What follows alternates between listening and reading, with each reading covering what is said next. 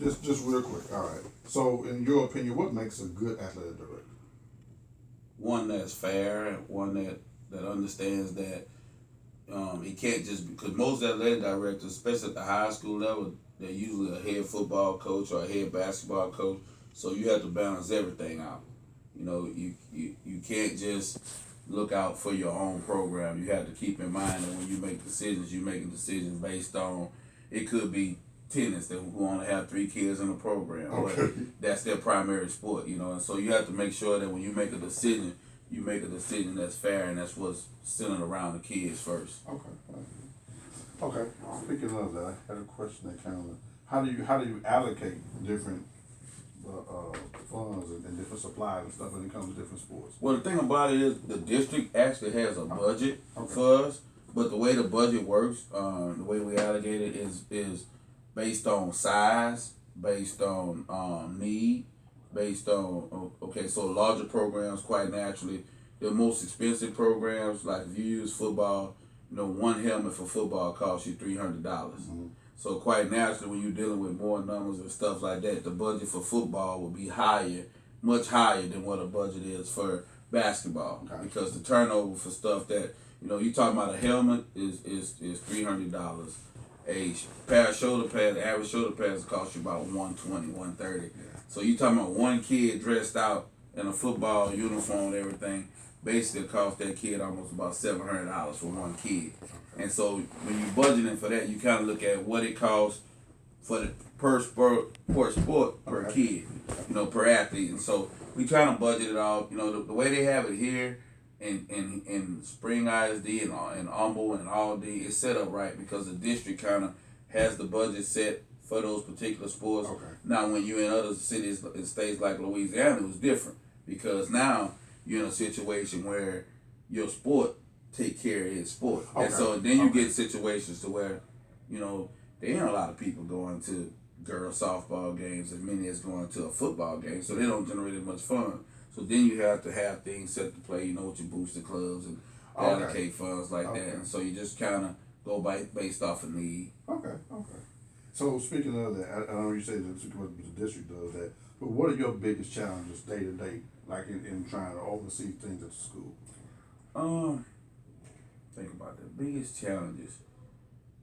Our biggest challenge is, and it's different from any school, from school district to school district, but from Red being here, he can contest to this.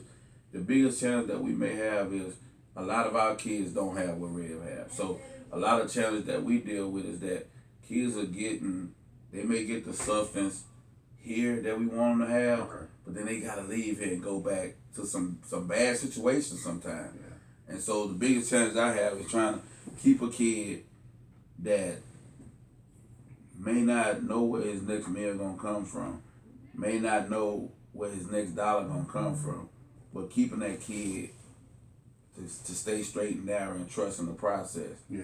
And so sometimes that's a big challenge when as adults you go home to your house, you go home to a meal, then you got a kid that's 15, 16 years old that don't know maybe where he's gonna lay his head at or don't know maybe where he's gonna get his next meal from.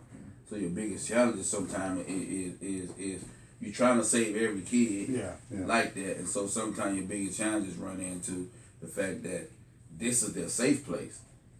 Actually coming to school sometimes it's their safe place and they feel comfortable here. They're gonna get 2 meals while they're here and then now all of a sudden at 5 o'clock when practice is over, then they gotta go back to reality. Yeah. And so sometimes, that's like a big challenge that we deal with. But for the most part, when it relates to just, academic wise, it's not really a challenge because we set forth the goals that we have and we have our off-season stuff for the kids. But like I say, the biggest challenge is when they leave us. I got you. Because everybody don't have, like I said, what my kid have, what Red have. If I have, in inner city schools, and it's not just here, man. This Ford was just talking to me now about a young lady that don't play no sports, but she come back here every morning. This Ford, and them young lady is 18 years old. She living in a shelter. Yeah. And so that's a challenge for to think about an 18 or 17-year-old individual that's having to deal with that already in life. Yeah. You want to run track, but if she run track, she get back to the shelter late, then she lose her spot. So she came. Just stuff like that. Those to me, since I've been at Decatur, those have been the biggest challenges. Is just, it's a lot of stuff that go on with a lot of kids that parents and people just don't know. Yeah. And so sometimes those are the biggest challenges. Okay. Now I know you personally, so I just not know the big thing. But so I know you're a good man. So who were your mentors? Who helped you to shape? Who helped shape you? I had a guy named Calvin Nicholas. He played ball for the 49ers and he went to Grambling. And it's crazy because I'm a Southern graduate. Southern and Grambling does not get along at all. That's like Westfield, Decatur, oil and water, like don't get along. But my first chance of even coaching came from Grambling nights. Wow. Guys that played ball at Grambling, coached at Grambling. I started at McKinley High School, which is where Eddie Robinson graduated from. Home of Eddie Robinson, and Eddie Rob was most winningest coach in history for a while, and they just was connected with Grambling, and them guys were older guys, man, and I wouldn't even lie to you, down there, I didn't even plan on really being a teacher, man. Yeah. I was in them streets. I wouldn't even lie to you, and I never lied to those kids. I always told them the truth. Man, I was in the streets. And my mom was on my butt, man, you need to get a job, yada, yada, yada. Yeah. And a real job and leave those streets alone, this and that and all that. Now it's good. So I started teaching. I had a degree. I went there and I found out what I need to do to teach. I'm like, man, I'm just going to do this for a year and get my mom off my butt or whatever. And then, man, I started working with those older guys and they were just like, man, you got a talent, you got a gift, like, man, you ever thought about coaching? I was like, nah, and I started coaching. Okay. And then I was like, man, I don't think I want to get this up. But they were older guys that was, that was able to, sometimes, man, as parents, you could talk to your children or whatever, but sometimes it might be a voice come from nowhere that somebody talk to and they hear somebody and they register. Yeah. And I started with those guys there. I was like, man, you know what? This is it was fun, and so my mentors were those guys, and then when I came here to Houston, just having a chance to work with Coach Amendola, man, was great, because I had never worked with a white coach until I moved to Texas. Yeah. And so when I was at Aldine, I was with a guy and it just seemed like they were using kids, man. It was bad. We winning, but it was bad down there. Like this guy ain't really care about kids. He just cared about winning, and that's all it was about.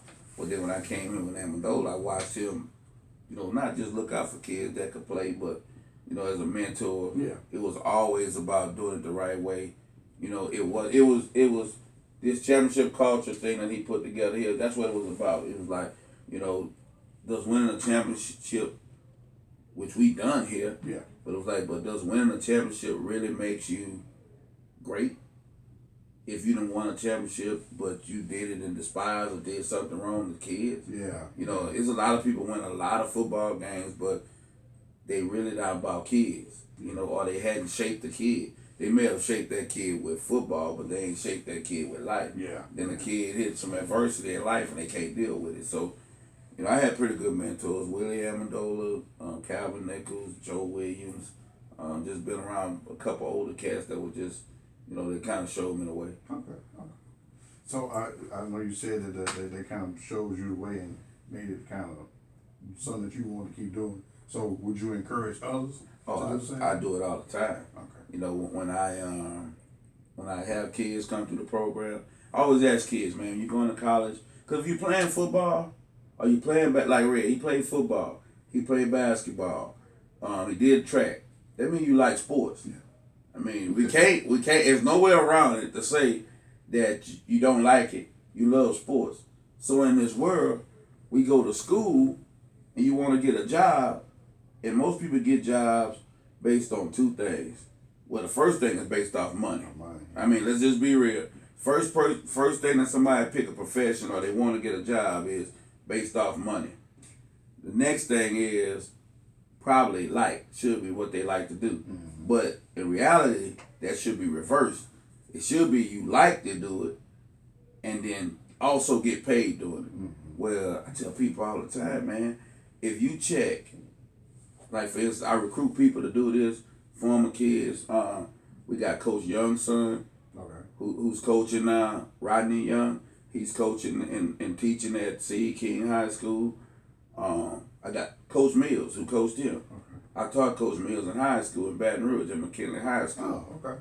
You know, and so I tell people all the time, if you look at the average salary here in Texas of a teacher that's coaching versus a nurse versus an engineer versus computer science, you up there with them.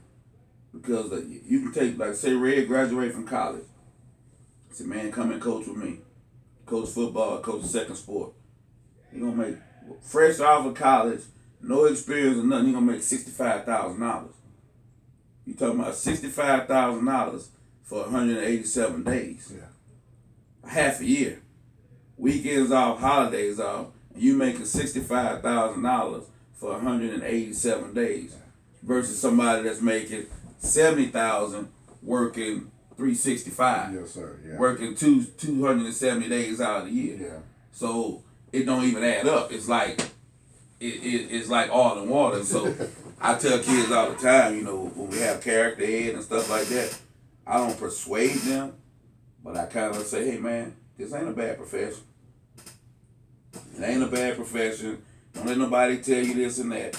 You know, and I put the card and say, it ain't coach making less than $65,000, $70,000 in here. They make good money.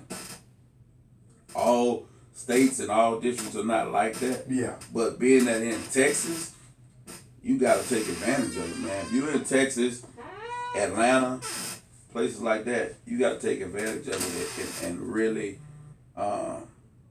just take advantage of it because it's an unkept secret here, man. Because, you know, like I said, teaching, the salaries, and the mere fact that you're not working 367 days. You don't have nobody standing over you, micromanaging you. You know what your job is. It should be kid-centered first all the time anyway. And so you doing right just by children, you're going to be all right. You know, and it's good money. You know, I survived this profession because we ain't always had great records. We had stuff that happened, like them got hurt, people get hurt. You know, that can happen. Yeah. But I survived this profession by always, no matter what people may have thought, I've always made a decision that was based on a kid, and I always fought the kid as much as I could. And that way, man, you sitting like that, you always can find those certain kids and say, hey, man, you know, find a niche because, you know, if you play sports, like I say, you like it. Yeah. And so to deal with 2 a days and deal with basketball, all that running up and down the court, track, all that running, to do all that, you gotta like it. Yeah. You can't do that and you don't like it. You gotta like it. And so if you like it, why not do it forever? Now you can't, you know, when people say do it forever, people start thinking NFL, NBA. I ain't talking about that, but being around it. You know, you can, the sports management part, but just being around it. That's what you like to do. Then it should be focused, your career should be focused on what you like to do. And so I'm always on these athletes trying to get them, man. Okay. Always. Okay. And one last thing, I want to ask you about your personal career path. Like, I know you kind of mentioned earlier that you would, you know, what college you went to, but like, I know you said you played in the band too, right? Played in the band, played basketball, played football, just what, you know, I did when I was in high school. Where I came from, my mom was always kept us active in something. You're going to do something. You're going to play in the band. You're going to play football. You're going to play basketball. You're going to run track. I mean, just always kept us active. So at the end of the day, we had options of what you want to go to school for because I knew they couldn't pay for me to go to school. Yeah. So I had to be good at all of it. Whether it was band, you was good. Basketball, good. Football, good. You know, you just wanted to create avenues for yourself.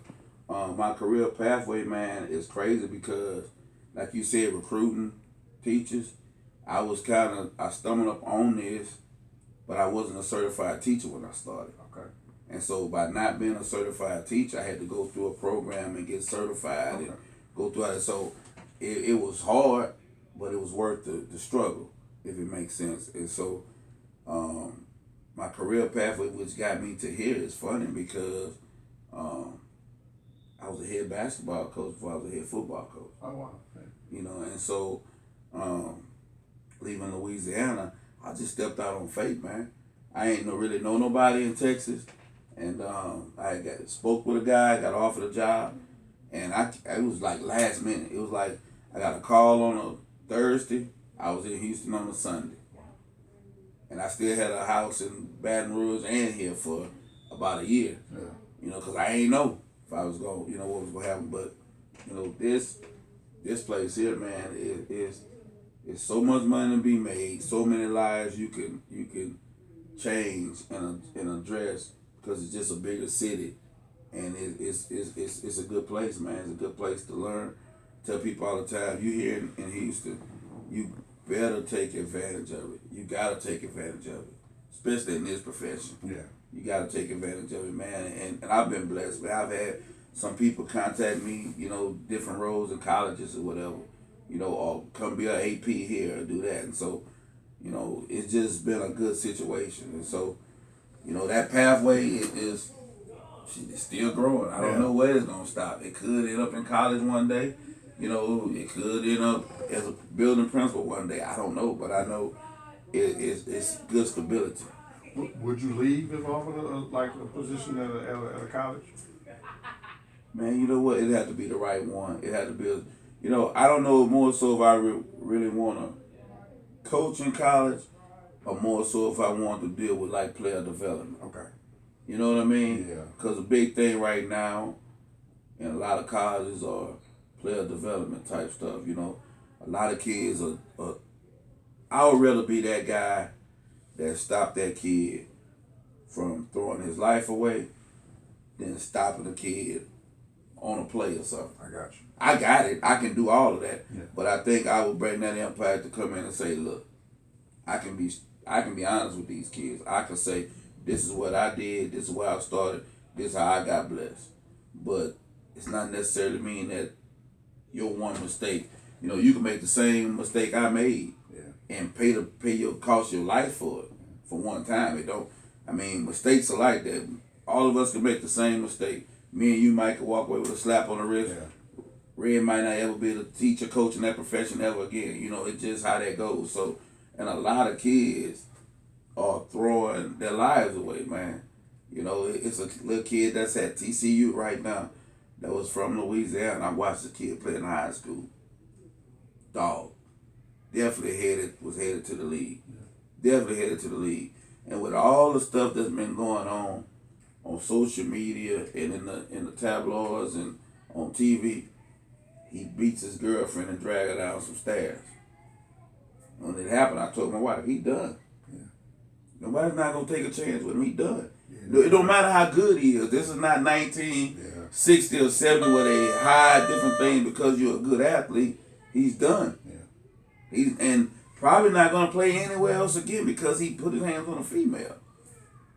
His quarterback, Adrian Hardy. Yeah. You know, he's having great success at La Tech, but he's supposed to be at number 4, number 5 Oklahoma in the nation, doing that same thing.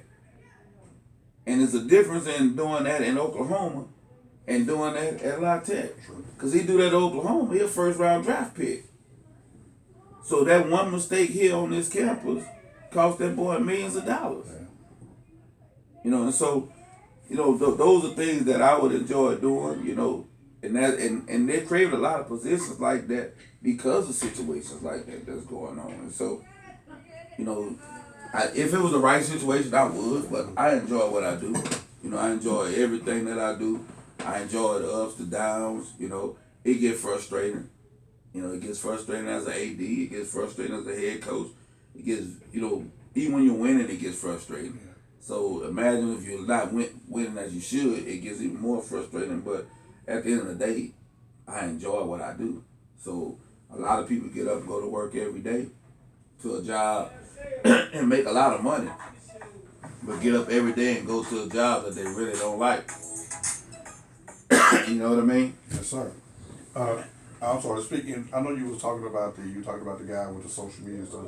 Do you have anything in place for your students and your kids as far as social media is concerned? Man, what I do is we talk to them about social media because it's hard to completely say, hey, don't be on social media because that's the way they conversate these days. You know, they pretty much talk on Snapchat and Twitter more than they talk just saying, hey, how you doing? I'm still a guy, I don't have a Twitter.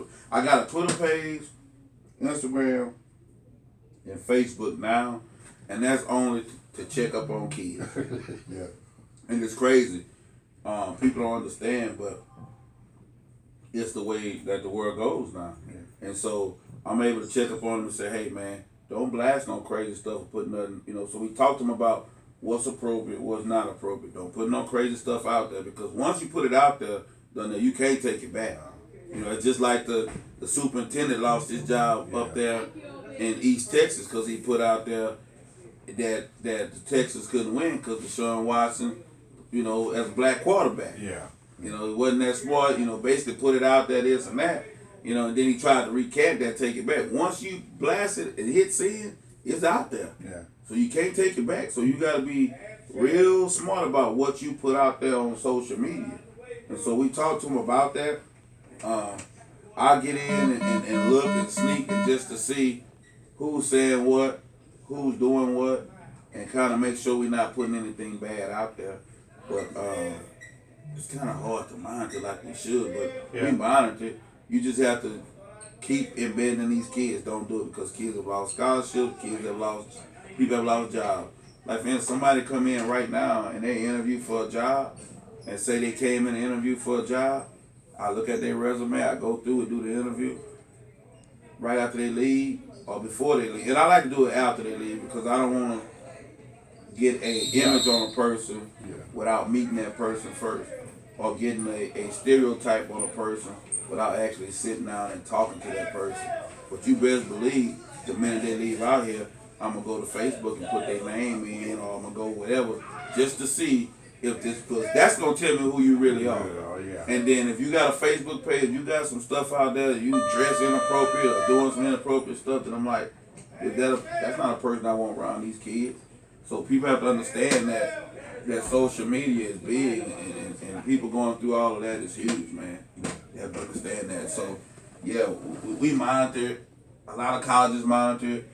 And, you know, because kids will go out there. I've seen good kids trying to impress their friends and doing stuff and saying stuff on social media and being somebody that they're not on social media, and then it come back to burn them. Because what you put out there is what people perceive and what they see. So definitely we have something in place for social media. You got to. Yeah. You got to, because you just have to. You have to, even with your kids at home now, because, you know, it's people don't have to, you know, it used to be old school as a guy pull up at a playground with a van and some candy and kidnap a kid. Well, hell, they could get connection with your kid through social media type stuff and coerce them to leave out of a house, or make them meet them somewhere or leave like that. So somebody can kidnap your child just off social media, you know. So you really have to pay attention to all that now. Yeah. Well, I appreciate your time, Coach. Oh, man, appreciate your insight and your time.